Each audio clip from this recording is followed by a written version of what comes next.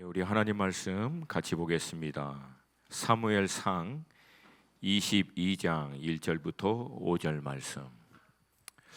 하나님 말씀 사무엘상 22장 1절부터 5절 말씀 한 목소리로 우리 같이 읽겠습니다. 시작. 그러므로 다윗이 그곳을 떠나 아둘람 글로 도망하며 그의 형제와 아버지의 온 집이 듣고 그리로 내려가서 그에게 이르렀고, 환난당한 모든 자와 빚진 모든 자와 마음이 원통한 자가 다 그에게로 모였고, 그는 그들의 우두머리가 되었는데 그와 함께한 자가 400명 가량이었더라. 다윗이 거기서 모압 미스베로 가서 모압 왕에게 이르되, 하나님이 나를 위하여 어떻게 하실지를 내가 알기까지 나의 부모가 나와서 당신들과 함께 있게 하기를 청하나이다 하고, 부모를 인도하여 모압 왕 앞에 나아갔더니 그들은 다윗이 요새에 있을 동안에 모압 왕과 함께 있었더라. 선지자 갓이 다윗에게 이르되, 너는 이 요새에 있지 말고 떠나 유다 땅으로 들어가라. 다윗이 떠나 헤레 수풀에 이르니라. 아멘. 우리가 신문이나 또 뉴스 이렇게 상에서 간혹 보는 것이 그 세상에 굉장히 유명한 큰 대기업의 최고 경영자 CEO라고 하시죠. 이분들이 1년에 받는 그 연봉이 이렇게 가끔가다 이렇게 나오는데, 뭐 그 연봉의 액수가 사실 우리가 도저히 상상할 수 없는 어마어마한 금액이잖아요. 우리는 평생을 벌어도 벌 수 없는 그 액수를 1년에 번다고 생각하니까 우리 생각은 가끔가다 좀 이해가 되지 않고, 그냥 뭐 하는 거라고는 그 편안한 안락은지에 앉아서 쌓이만 하는 것 같은데 어떻게 이 많은 연봉을 받는가 생각할 수 있지만, 다른 한편으로는 그런 최고 경영자 한 명이 사실 거의 쓰러져가고 죽어가고 있는 기업을 1년 만에 어마어마한 수익을 내는 기업으로 바꾸고, 또 반대로 이 최고 경영자 한 명이 잘못 세워져서 잘 나가던 기업도 뭐 불과 몇 년 안 돼서 완전히 무너져가는 것들을 보면, 이 최고 경영자 한 사람 한 사람이 이 결정을 내리고 그 어마어마한 회사 전체를 인도하는 게 이게 참 중요한 일이구나라고 하는 것을 보면서 제 안에 좀 문득 드는 생각은, 야, 감사하다. 우리 인생에는 우리 인생의 최고 경영자이신 하나님이 우리 인생을 인도하시고 경영하고 계시니까. 아멘입니까? 여러분, 우리 하나님은 살아계신 하나님이십니다. 우리가 하나님을 살아계신 하나님으로 믿는 것은 하나님 뭐 살아서 뭐 천국 어디에 계시겠지 이걸 믿는 게 아니라, 살아계셔서 지금도 모든 시대 가운데 나라와 민족 가운데 통치하시고 역사하시고 구체적이고 세밀하게 인도하시는 분이심을 우리는 믿는 줄로 믿습니다. 근데 이 하나님이 역사하신 데에는 굉장히 놀라운 원리가 있는데요. 첫 번째는 하나님은 그렇게 시대만 경영하시고 나라와 민족과 통치만을 다스리는 것이 아니라 우리 인생 한 사람 한 사람, 정말 보잘것없는 우리 한 사람 한 사람의 인생 가운데서도 세밀하게 구체적으로 개입하셔서 경영하시고 인도하시는 분이심을 믿습니다. 이 부분을 예수님이 강조하시면서 마태복음에서 이렇게 얘기합니다. 마태복음 10장 말씀입니다. 우리 함께 좀 믿음으로 29절부터 32절까지 읽습니다. 시작. 참새 2마리가 한 아사리온에 팔리지 않느냐? 그러나 너희 아버지께서 허락하지 아니하시면 그 하나도 땅에 떨어지지 아니하리라. 너희에게는 머리털까지 다 세신 바 되었으니 두려워하지 말라. 너희는 많은 참새보다 귀하니라. 아멘. 우리가 믿음이 없는 게 얼마나 답답하면 세상에 우리를 참새에 비유하면서, 참새도 하나님이 허락하지 않으면 떨어지지 않는데 하물며 너희들을 하나님이 가장 좋은 곳으로, 가장 선한 곳으로 우리 인생을 경영하시고 인도하시지 않느냐 말씀하시는 그런 말씀이십니다. 여러분, 우리 인생 가운데 하나님이 인도하시고 경영하시는 데서 좀 우리가 참 힘들고 어려운 것은, 하나님의 인생 경영의 원리는 우리가 생각하고 있는 거하고 좀 다르다라고 하는 거예요. 많은 경우 우리의 생각, 우리가 예측하고 있는 거, 우리가 기대하는 바는 훨씬 뛰어넘고 때로는 굉장히 당혹스럽고 이해할 수 없는 그런 삶으로 우리를 인도할 때가 있다. 그래서 여러분, 많은 경우에 하나님의 인도하심을 쫓아가는 삶에는 이해보다는 하나님을 신뢰함으로, 믿음으로 따라가기를 성경은 우리에게 도전합니다. 여러분, 그런 예가 성경에 굉장히 많이 나와 있는데, 대표적으로 우리가 흔히 믿음장이라고 얘기하는 히브리서 11장을 보면 저자는 그렇게 하나님의 인생 경영의 초청에 동참하여 놀라운 믿음의 삶을 살았던 우리 선진들, 믿음의 선배들에 대해서 기록하고 있습니다. 아브라함에서부터 시작해서 아내 사라, 이삭, 야곱, 요셉, 모세, 기생 라합, 기드온, 바락, 삼손, 입다, 다윗과 사무엘, 선지자들의 일을, 이거 다 얘기하려면 내게 시간이 부족하도다 기록하고 있습니다. 여러분, 이런 놀라운 하나님의 인생 경영 가운데 쓰임받았던 인물 가운데 한 사람이 오늘 우리가 읽은 본문에 나오는 다윗이라고 하는 사람입니다. 여러분, 다윗의 삶을 보면은 얼마나 하나님이 이 인생을 정말 당혹스럽고 놀랍게 인도하는지를 모릅니다. 근데 여러분, 종국 우리가 다윗의 삶의 결론을 통해서 아는 게 뭡니까? 결국은 하나님이 그 인생을 가장 최선의 길로 인도해 내셨다라고 하는 거예요. 할렐루야. 여러분, 그 하나님이 우리의 하나님이신 줄로 믿습니다. 오늘도 살아계셔서 우리 인생을 경영하시고 가장 선하시고 완전하신 뜻 가운데로 우리를 인도하시는 그 하나님의 초청 가운데 믿음으로 확증하고 반응할 수 있는 우리 수원 하나 식구들 되기를 주님의 이름으로 축복합니다. 우리가 알고 있는 대로 다윗은 어린 목동이었습니다. 어린 목동이었때 사무엘에 의해서 이스라엘의 왕으로 기름 부음을 받고 때가 되자 하나님은 그를 골리앗이라고 하는 당대 최대의 장수였죠.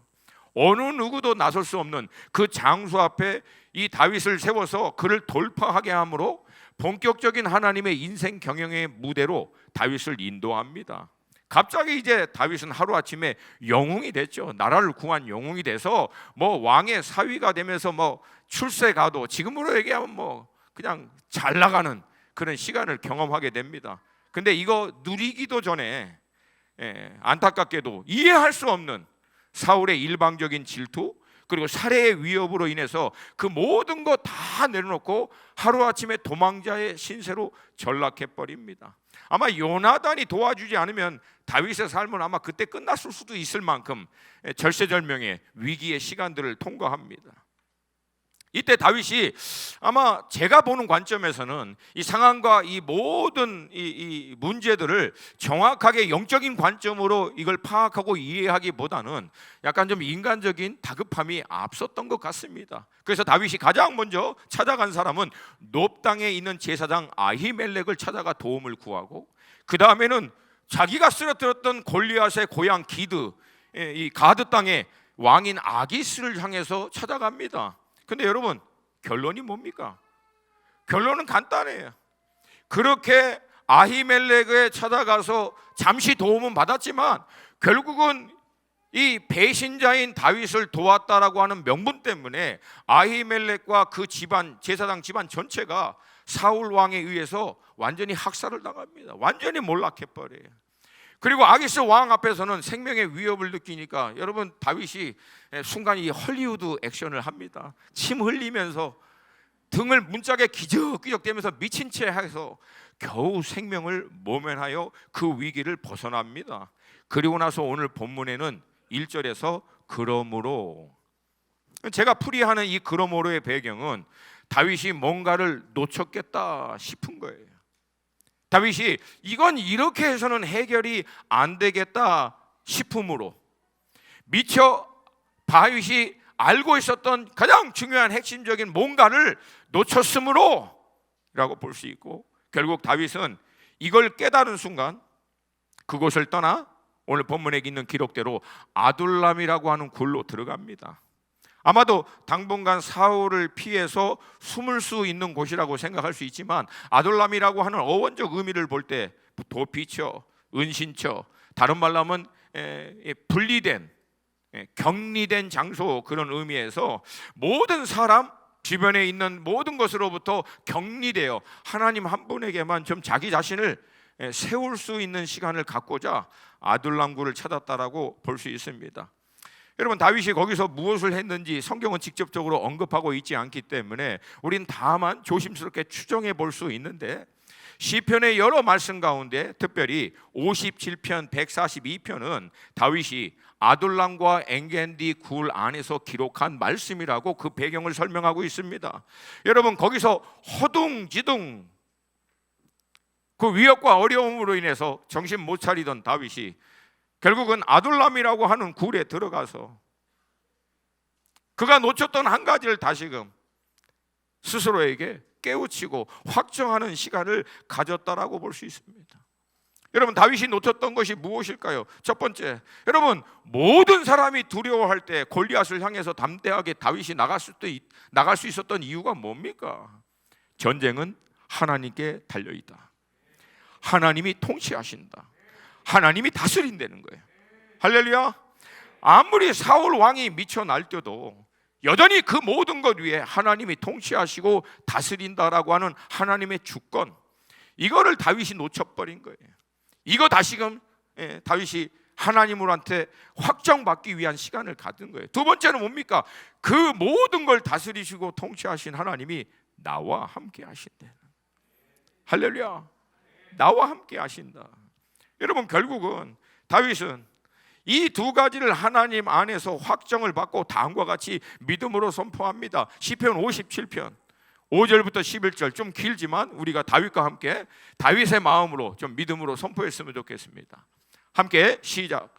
하나님이여, 주는 하늘 위에 높이 들리시며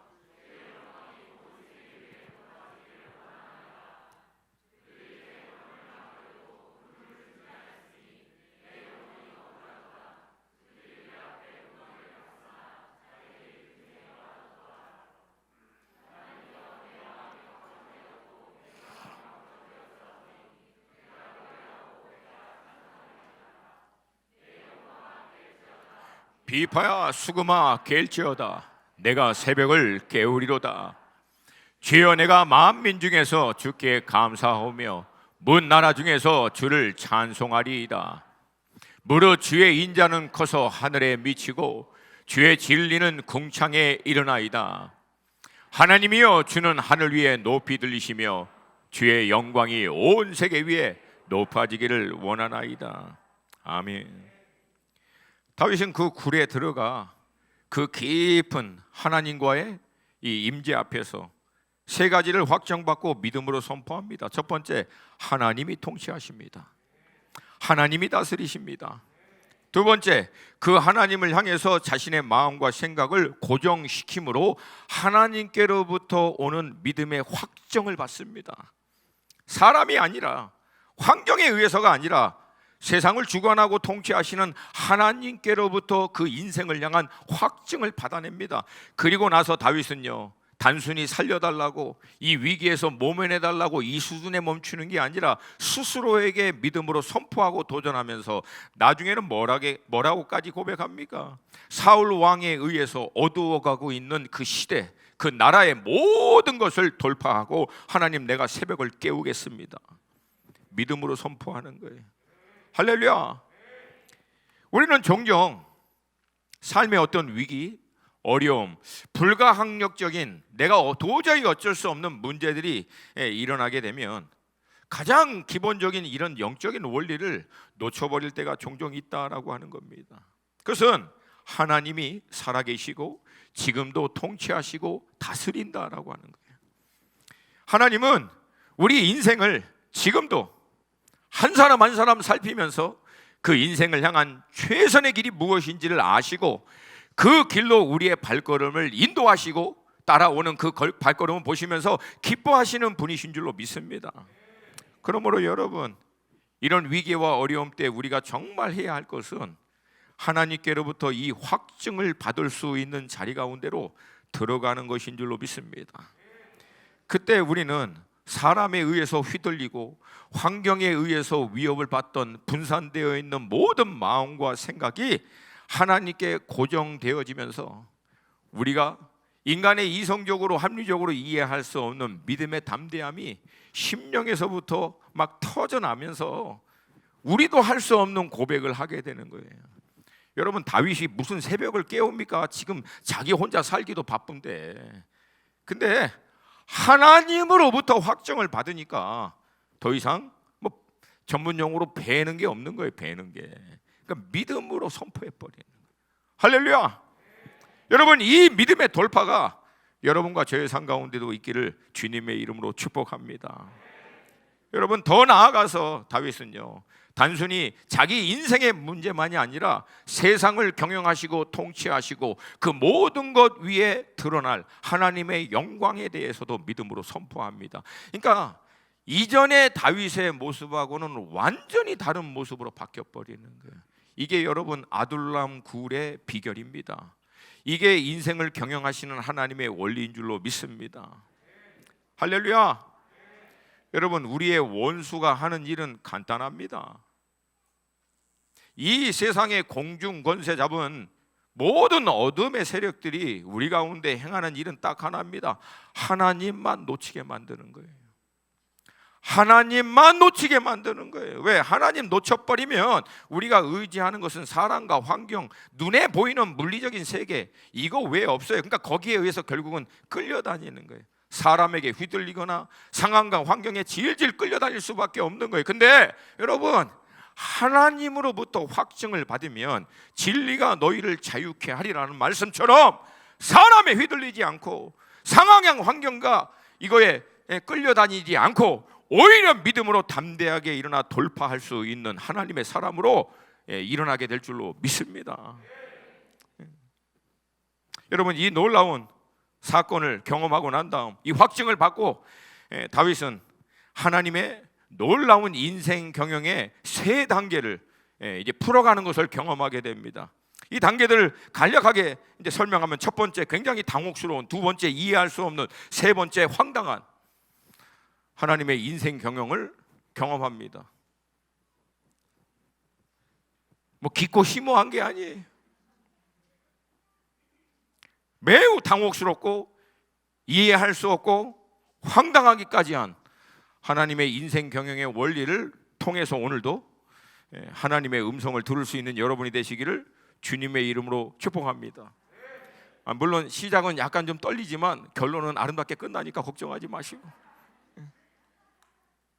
가장 먼저 이렇게 하나님의 인도하심에 대한 확정을 받고 믿음으로 선포한 다윗에게 하나님은 그의 형제와 아버지의 온 집을 인도합니다. 오늘 1절 말씀이 한 번만 더 있습니다. 시작. 그러므로 다윗이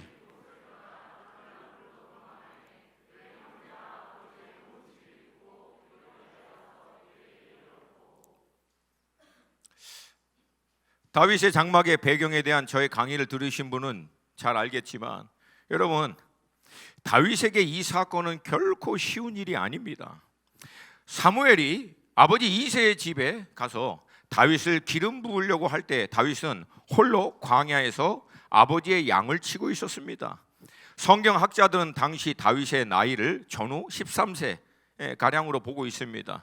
그런데 여러분, 13세 어린 아이를 양을 치기 위해서 광야로 혼자 절대 보낼 수 없어요. 그건 상식적으로 말이 안 됩니다. 여러분, 요셉이 결국 형들에 의해서 팔리고 난 다음에 형들이 아버지에게 요셉에 대해서 뭐라고 얘기합니까? 채색 옷에 묻어있는 피를 보고 짐승이 요셉을 먹어버렸다라고 이해할 만큼 광야는 만만한 곳이 아닙니다.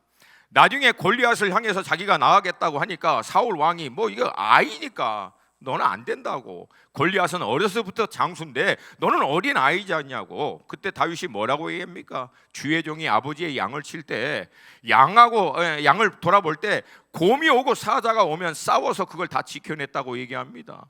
여러분, 그러니까 광야에서 양 치는 일은 이리, 곰, 사자하고 싸우는 일입니다. 여러분, 이런 일을 어떤 아버지가 13살 먹은 어린아이에게 맡기겠습니까? 그것도 혼자에게. 만약에 맡겼으면 이건 어쩌라는 얘기예요? 죽으라는 얘기예요, 가서. 그러니까 결국 역사적인 배경을 보면은 여러분, 다윗은 아버지로, 형제로부터, 그리고 어머니로부터 버림받은 어린 시절을 보냈다라고 하는 것이 내릴 수 있는 결론입니다. 어머니에 대한 기록은 없지만 다윗이 시편에서 27편 10절 이렇게 얘기합니다. 우리 함께 읽습니다. 시작. 내 부모는 나를 버렸으나 여호와는 나를 영접하리라. 다윗이 어린 시절을 돌아보면서 내린 결론이 뭐예요? 내 부모가 결국은 나를 버렸다는 거예요. 결국 부모로부터 형제로부터 버림받아 광야 가운데 혼자 던져진 것이 어린 목동이었던 다윗의 배경입니다.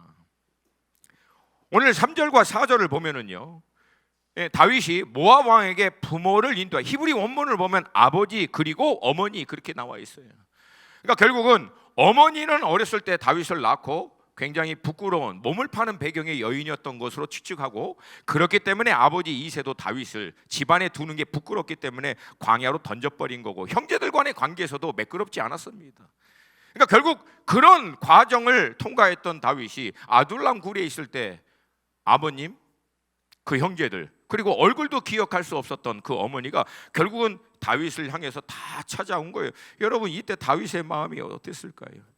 이들이 다윗에게 찾아온 목적에 대해서는 둘째치고라고 그들을 대면하고 그 문제를 직시해야 하는 다윗의 입장은 어땠을까요?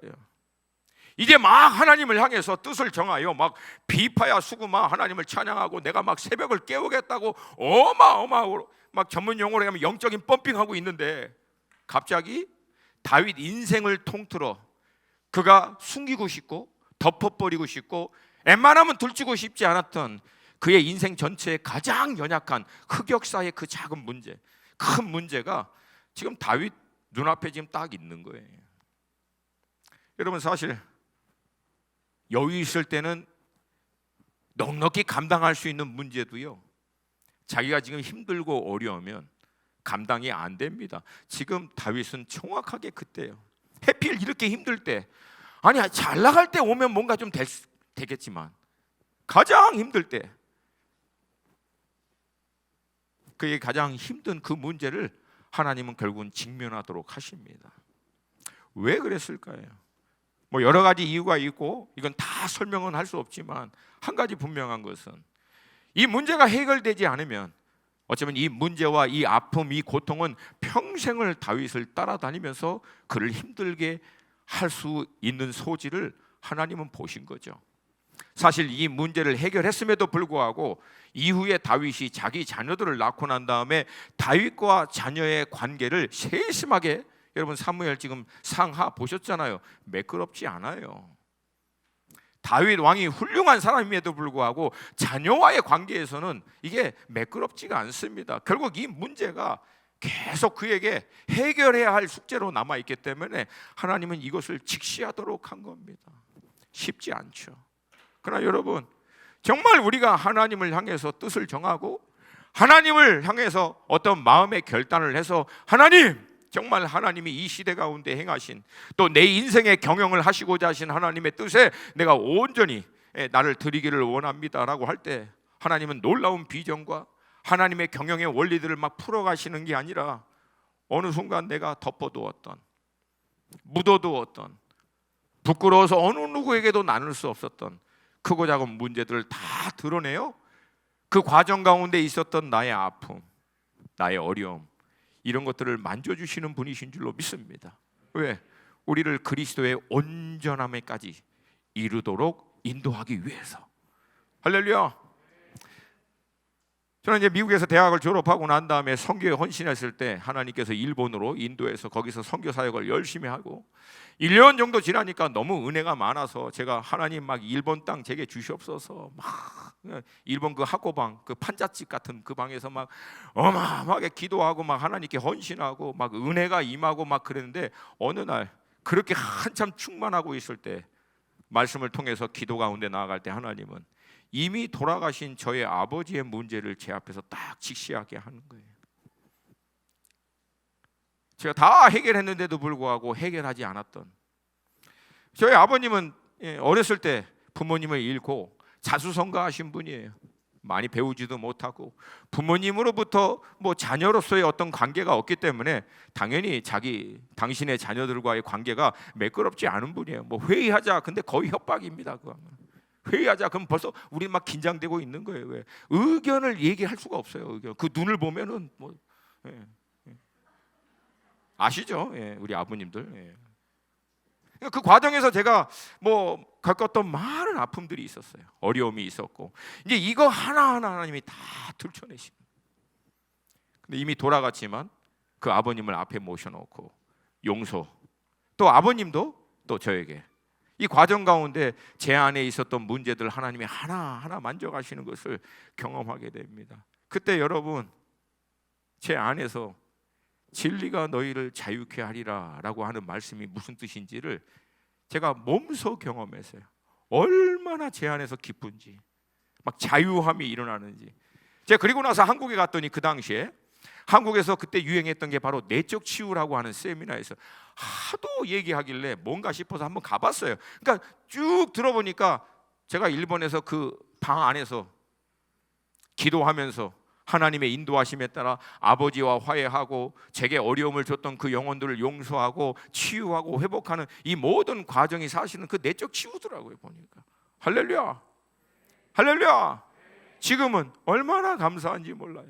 제 안에 아유 이 죽일 놈, 아유 이게 막 이런 사람이 없는 거예요. 왜? 계속해서 하나님이 제가 덮고 싶고 넘어가고 싶은 것들을 끊임없이 드러내시면서 하나하나 정리하게 하여 온전함에 이룰 수 있도록 나로 인도하여 정말 진리의 말씀 앞에서 자유케 하는 것을 경험하도록 했기 때문에 그렇습니다. 할렐루야. 여러분, 이 놀라운 돌파가 여러분 가운데도 있기를 주님의 이름으로 축복합니다. 그 다음 하나님은 이젠 도저히 이해할 수 없는 하나님의 인생 경영 원리 두 번째 단계를 다윗의 삶 가운데 풀어가십니다. 그 2절과 3절이에요. 우리 2절과 3절 말씀 함께 읽겠습니다. 시작.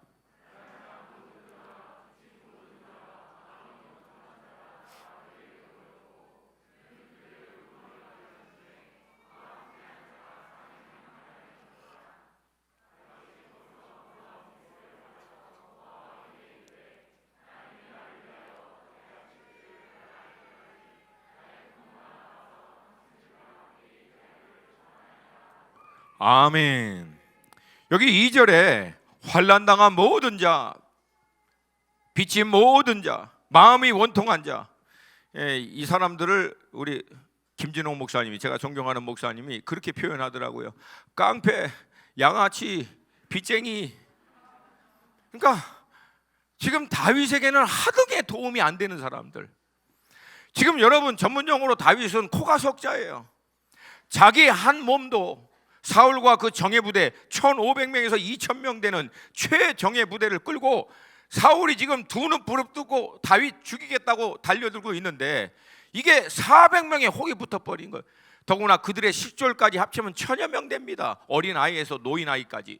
그러면 여러분 이거 끌고 어떻게 도망갑니까? 다윗의 입장에서는 도저히 이해할 수 없는, 하나님 상식이 없으신가? 하나님 지금 내 상황을, 아니 눈이 없으십니까? 보지 못합니까? 이거 좀 뻔하지 않습니까? 이 많은 사람 데리고 내가 어떻게 도망 다닙니까? 이해가 되지 않죠. 어떻게 하라는 말씀이십니까? 근데 사랑하는 여러분, 하나님은 우리가 보고 있는 그대로 함께 보시고 우리가 이해하고 있는 상황을 같이 이해하고 있음에도 불구하고 우리의 관점과 이해 안에 제한받지는 않으십니다. 우리 인간의 모든 이해와 관점을 뛰어넘어 알파와 오메가 되신 하나님은 오늘이라고 하는, 지금이라고 하는 이 시점을 우리 인생 전체를 경영하시는 하나님의 원리에 따라 주도적으로 인도하십니다. 할렐루야. 제가 늘 얘기했지만 우리는 오늘이라고 하는 이 시점에서 믿음으로 반응하고 하나님의 말씀에 쫓아 사는 게 맞지만 하나님은요 오늘에 제한되지 않고요 이 모든 시공간을 초월하여 우리 인생 전체를 한 그림으로 보면서 이 전체를 향한 경영을 위하여 오늘을 어떻게 운행하실지를 함께 보고 인도하시는 분이신 줄로 믿습니다.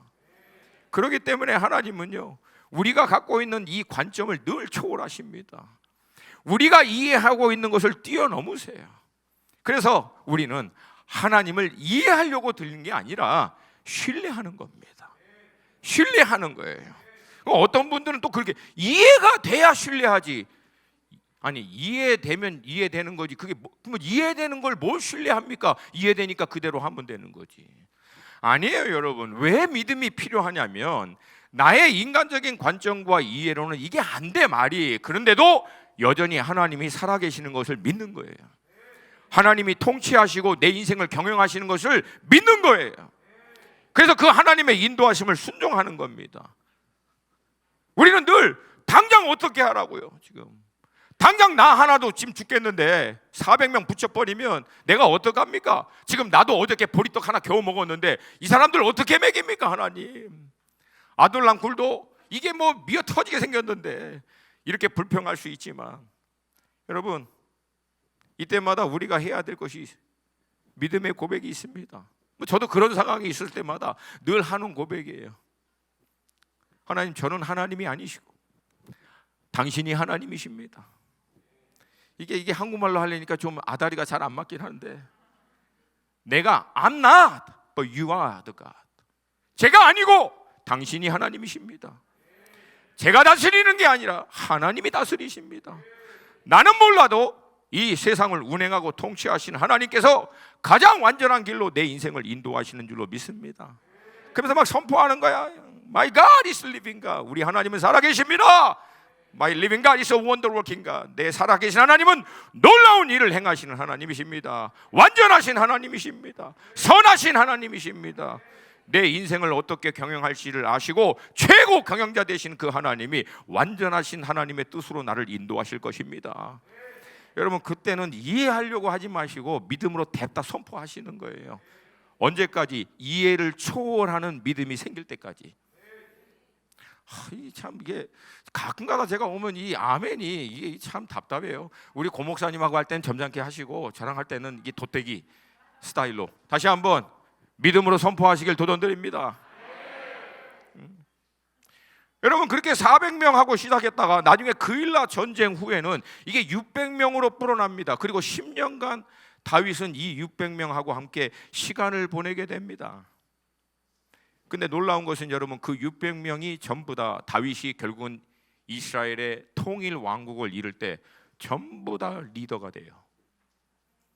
그러니까 여러분, 다윗은 뭐예요? 살려주세요. 근데 하나님의 원리는 뭐예요? 아니야, 나는 그것만 보고 있지 않아. 이후에 너를 통하여 예표가 되는 메시아의 왕국, 너의 왕국을 세울 때 함께 할 수 있는 장수를 나는 세워갈 거야. 완전히 다르죠. 완전히 땅의 관점, 사람의 관점하고는 비교할 수 없는 완전하신 하나님의 관점. 우리 사랑하는 수원하나 식구들은 지난 우리 그 끼니 묵상기 지금 사무엘 하고 있잖아요. 지난 목요일하고 금요일날 여러분 묵상 본문 읽으면서 어떤 분들은 좀 읽으면서 뭐 다윗의 용사들 이름만 계속 나오니까 아니 그래서 어떡하라고, 이름 암기해야 되나? 여러분 힘들죠? 가끔가다 그럴 때가 있어요.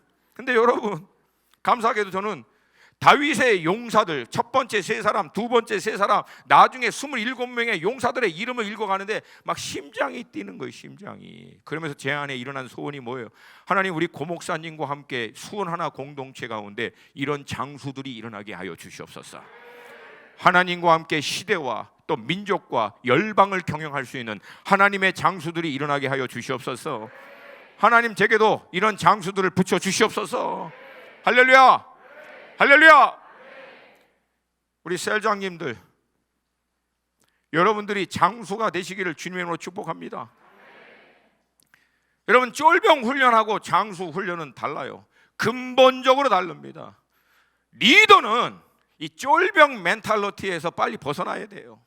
여러분이 리더가 되시려면 장수 멘탈리티, 여러분의 관점과 생각의 틀이 하나님이 원하시는 수준으로 올라가셔야 돼요. 이건 믿음의 원리 외에는 방법이 없어요. 그러나 여러분, 성경이 우리에게 도전해주고 있는 메시지는 뭡니까? 침노하는 자에게 하나님이 주신다는 거예요. 할렐루야, 할렐루야. 그냥 내 문제 하나에 갇혀가지고 늘 상황과 환경과 사람의 한두 마디에서 그냥 흔들리고 끌려다니는 사람이 되지 마시고 돌파해서 하나님께로부터 확증을 받아 장수로서 쓰임받을 수 있는 믿음의 사람으로 설 수 있기를 도전드립니다. 최근 우리 수원 하나교회 새롭게 들어오시는 분들 가운데서도 여러분 앞에 딱 붙여요. 늦게 된 자가 먼저 된 자 딱 붙여놓고, 하나님 비록 내가 늦게 이 수원 하나 공동체에 합류했지만 침노합니다. 나도 이 공동체 가운데 장수가 되게 하여 주시옵소서. 물론 장수가 되기까지 겁나게 뺑뺑이를 많이 돌려야 돼요. 훈련을 많이 받아야 돼요. 그건 사실이에요. 뭐 어떻게 장수가 되려고 하는데 어떻게 놀고 먹다가 장수 되겠습니까? 근데 여러분, 믿음으로 도전하세요. 이왕의 믿음의 삶을 살 것 쫄병으로 살지 말고 장수로 하나님의 놀라운 역사 가운데 함께 동참할 수 있는 사람으로 설 수 있기를 도전드립니다. 도전드립니다. 왜 내 안에 막 목사님 저는 고만고만 가늘고 길게 살게요, 막 예수의 이름으로 떠나갈지어다. 정말 답답해. 떠나갈지어다. 가늘게 살다가 일찍 끝나면 어떡하실래요 또? 여러분, 믿음으로 좀 취하세요. 할렐루야. 더 놀라운 것은 여러분, 그 10년이 넘도록 다윗과 함께한 그 사람들을 하나님이 끝까지 보호해 주십니다. 사울 왕이 정예부대 1,500명, 2,000명 이걸 끌고 이스라엘 전체를 쥐잡듯이 잡고 있는데도 불구하고 이 많은 사람들을 하나님이 끝까지 보호해 주시는 거예요. 여러분, 이게 얼마나 황당한 얘기인 줄 아십니까? 당시 이스라엘은요, 지금 강원도만 한 거예요. 강원도처럼 산이나 많을까? 아니에요. 여러분, 뭐 감난산 가보세요. 감난산이 아니에요. 감난 언덕이에요. 언덕. 여기서 올라가는데 10분도 안 걸려. 그리고 강원도처럼 나무나 많나? 없어. 나무가 뭐 굴, 그러니까 아둘람하고 엥겐디 굴 그 몇 개뿐이 없어요. 여러분, 숨어봐야. 근데 여러분, 그것을 10년 동안 피해 다니는 거예요. 이건 여러분 우연히 틀다가 마주쳐요. 이거는 그냥 돌다가 마주칠 확률이 더 많아요.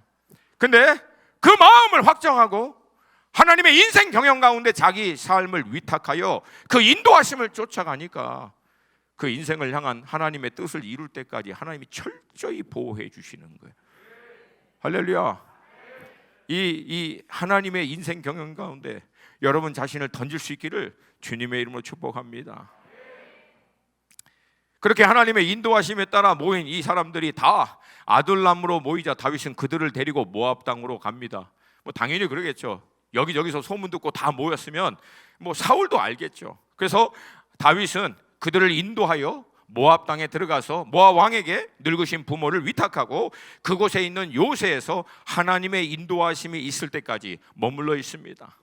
물론 여기에는 여러 가지 이유가 있겠죠. 왜 모압 땅이었을까? 근데 여러분, 다윗의 증조모가 롯이었어요. 따라오시죠.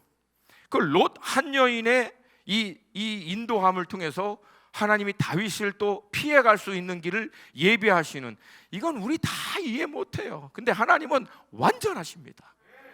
완전하십니다. 어느 걸 하나 실수 안 하시고 가장 완전하게 인도하시는 분이세요. 또 하나는 여러분, 결정적으로 3절에서 다윗이 고백하잖아요. 하나님이 나를 위하여 어떻게 하실지를 내가 알기까지. 그러니까 이 아둘람 굴에서 나와서 하나님의 구체적인 인도하심을 받기를 확증할 때까지 결국은 이 모압 땅 요새에서 머물기로 결정하고 인도하심에 따라 그 땅에 들어간 거예요. 근데 여러분, 제가 이 대목에서 묵상을 하다가 깨달은 게 있어요. 아니, 그러면 아둘람 굴에 가갖고 뭐 내 마음이 확정했고 막 비파야 수구마 막 내가 막 새벽을 깨운다 난리하고 모압 땅까지 결국 들어갔는데 그때까지 하나님의 구체적인 인도하심을 받았다 못 받았다? 못 받은 거예요. 근데 그때까지 그 전체 과정을 통해서 다윗이 구했던 유일한 한 가지는 무엇이었는가? 하나님의 구체적인 인도하심. 그러니까 하나님이 이 구체적으로 다윗이 구했던 구체적인 인도하심, 이거 하나만 빼고 식구들하고 화해해라, 400명 막힐 때니까 그들을 인솔해라, 다윗이 간절히 구했던 한 가지만 빼고 나머지 다 하시는 거예요. 여러분, 가끔가다 하나님 이거요, 도와주세요, 하나님 이거요. 근데 하나님 그것만 빼고 나머지는 다 해주시잖아. 막 복장이 터지. 하나님 왜 아다리가 안 맞지 하나님하고. 하나님 이거요. 하나님. 저도 기도하는 가운데 하나님이 새롭게 저를 인도하신다고 해서 한국으로 가라. 오케이, 하나님 가겠습니다. 순종하겠습니다. 근데 수원 하나 공동체에 잠깐 머물러 있으라고. 하나님 순종하겠습니다. 그 공동체와 같이 협력할 수 있도록. 그 다음에 하나님 그 인도해 주세요. 가서 아가파오 도와라. 하나 순종하겠습니다. 저는 인도해 주세요. 조이풀 가서 도와라. 저도 인도해 주세요. 한동대 가서 도와라. 아니 알겠는데 나도 인도해 달라고. 나는 어떻게 해야 되냐고 하나님. 제가 이거를 지금 7년이 넘도록 지금 하나님하고 시달리고 있는 거예요. 유일하게 제가 7년 동안 구했던 한 가지, 하나님 저를 향한 구체적인 다음 단계를 보여주시고 확증하여 주시옵소서. 그렇게 기도했는데 그것만 빼고 다 역사해 주시는 거예요. 근데 마지막에 얼마 전에 예배 가운데 저희 사모님이 저한테 딱 와갖고 갑자기 찬송 가운데 저를 딱, 아시죠? 그 눈, 그 살벌한 그 눈으로 딱 보더니 하나님이 당신을 열방을 유업으로 주셨다고 딱 선포하는 거예요. 그냥 앞뒤. 그때가 어떻게, 제가 단순하거든요. 아멘. 열방을 품어야 되니까 막 이렇게 작은 거, 열방, 할렐루야, 할렐루야. 믿음으로 취하는 거예요. 믿음으로 이제 하나님이 본격적으로 열방을 어떻게 떠서 저에게 먹이실지를 기대하고 또 구하는 거예요. 믿음대로 될지어다. 아멘입니까? 여러분, 우리 하나님은 제한받지 않으세요. 우리 하나님은 여러분과 제가 생각하는 것보다 훨씬 크십니다. 이 놀라운 하나님의 인생 경영 가운데 들어가 놀라우신 하나님의 경영을 경험하시기를 여러분 모두가 되시기를 축복합니다. 그렇게 구체적인 인도하심이 있을 때까지 모압 땅 요새에 머물러 있을 때 어느 날 하나님의 선지자인 갓이 와서 다윗에게 다음과 같이 얘기합니다. 5절 말씀 함께 읽습니다. 시작.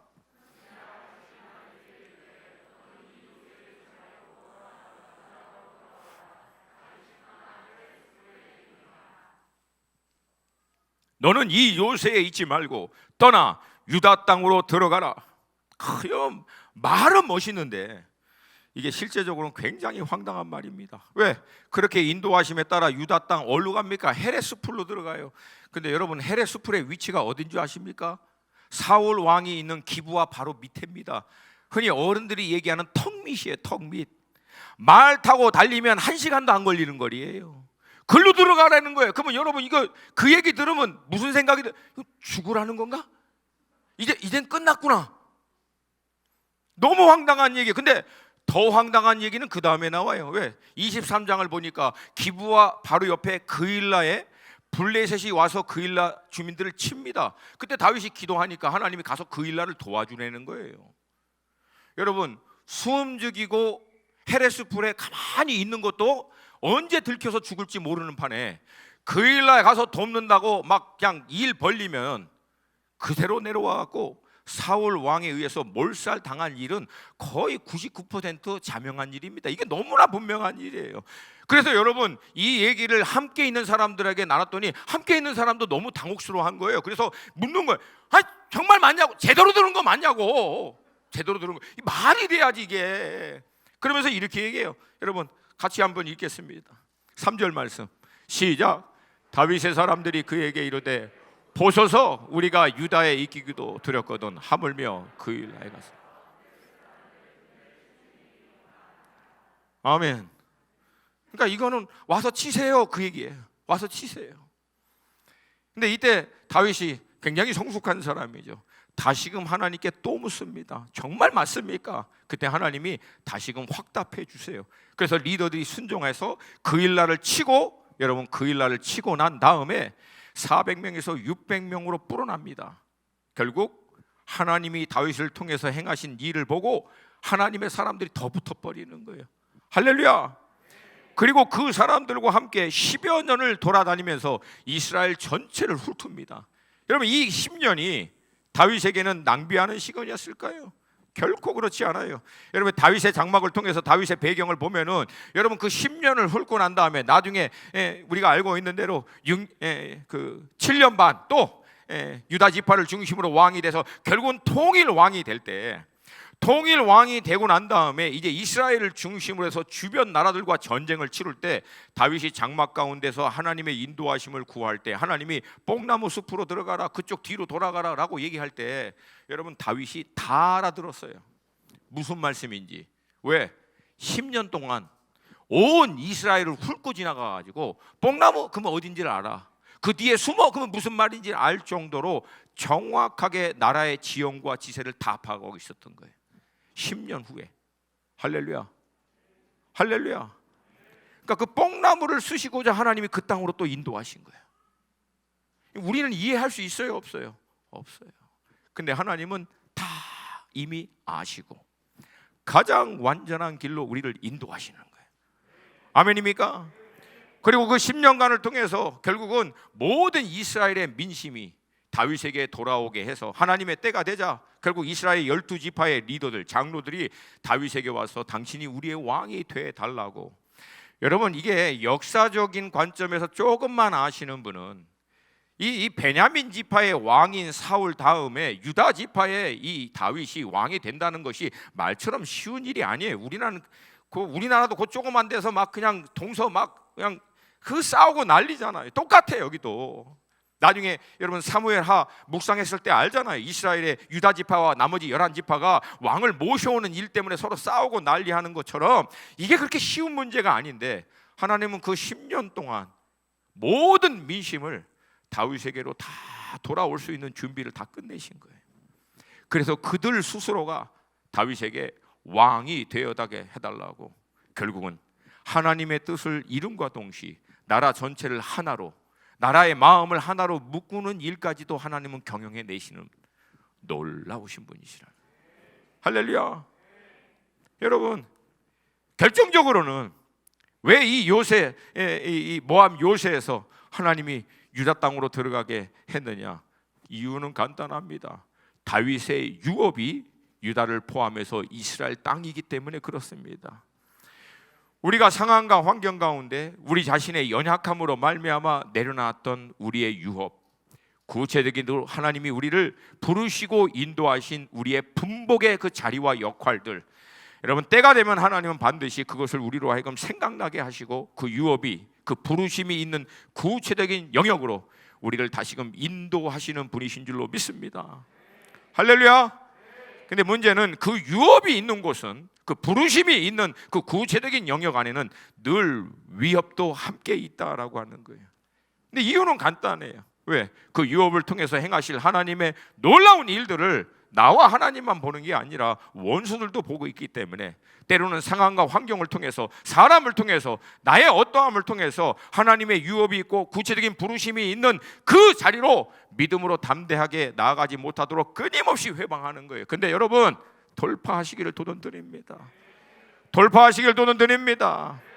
어느 순간 여러분들이 여러분 자신의 환경과 자신의 연약함으로 말미암아 내려놨던 하나님의 유업이 있는 구체적인 부르심의 그 영역, 하나님이 다시금 여러분으로 하여금 들어가라 말씀하실 때 계산하지 마시고 전능하신 하나님, 내 인생을 경영하신 하나님의 그 주권에 순종함으로 들어갈 수 있기를 도전드립니다. 물론 하나님이 그렇게 새롭게 우리를 인도하실 때 막바로 인도하진 않아요. 그것을 감당할 수 있는 하나님의 사람으로 준비되어질 수 있도록 우리를 끊임없이 훈련합니다. 이유는 간단해요. 그 유업의 땅에서 우리가 그 유업을 취하여 하나님의 뜻을 이루고 난 다음에도 쓰러지지 않고 온전히 설 수 있는 믿음의 사람이 되도록 하기 위해서 계속해서 우리를 훈련하고 연단하시는 줄로 믿습니다. 놀라운 건 뭡니까? 결국 이 다윗이 하나님의 유업, 그 부르심의 땅에 들어가 하나님의 인생 경영에 온전히 자기의 삶을 통해서 반응함으로 말미암아 다윗 인생 하나로 끝난 게 아니에요. 다윗을 통해서 나라 전체가 돌아옵니다. 그리고 다윗을 통한 그 이스라엘의 왕국을 통해서 주변의 모든 열방들이 다윗 왕 가운데 역사하는 하나님을 함께 보는 거예요. 할렐루야. 우리 인생을 경영하시는 하나님은 우리 인생 개개인을 향한 하나님의 목적과 뜻을 이루는 데 멈추지 아니하시고 세상을 운행하시고 경영하시는 하나님의 큰 그림 안에서 우리의 믿음의 반응을 통하여 합력하여 세상을 경영하고 통치하시는 하나님의 큰 그림으로 우리를 인도하시는 분이신 줄로 믿습니다. 그러면 여러분, 믿음을 크게 가지세요. 다시 아이고 이게 클라이막스인데 김이 빠지네. 그냥 믿음을 크게 가지세요. 믿음을 크게 가지세요. 믿음으로 선포하겠습니다. 나의 하나님은 결코 작으신 분이 아니시다.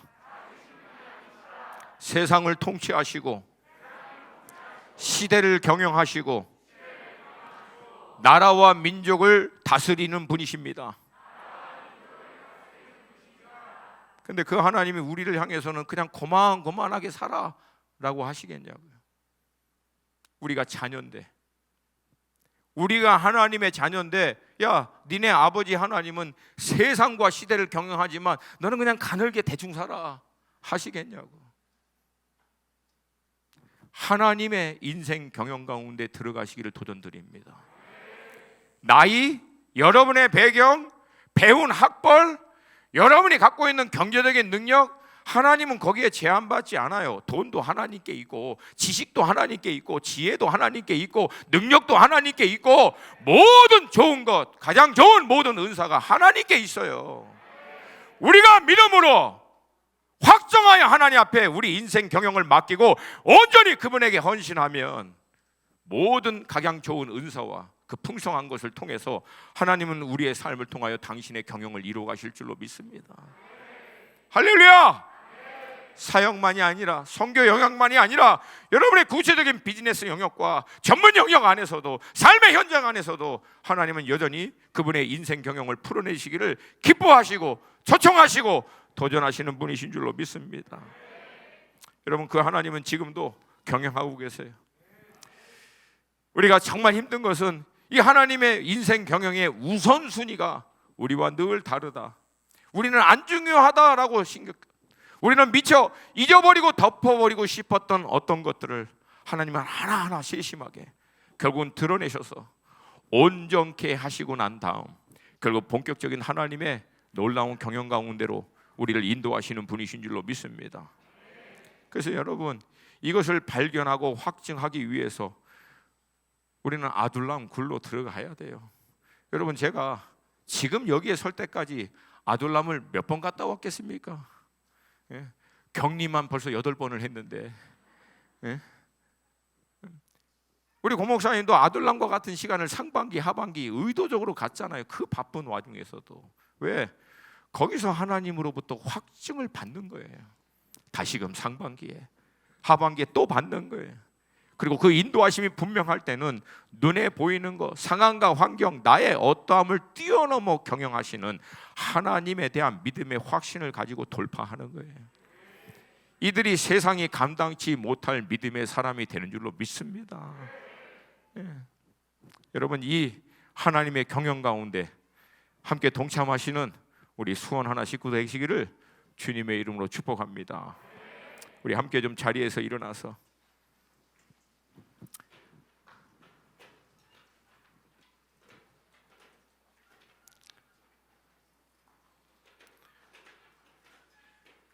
눈치를 챘겠지만 제가 지금 말을 겁나게 빨리 했어요.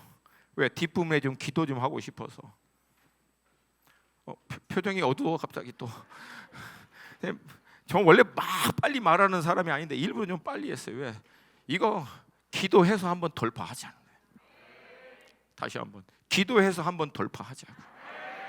제 안에 좀 이 감동이 있어요. 유업을 다시 취하라.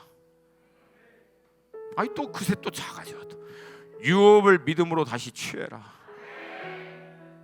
유업을 다시금 취해라.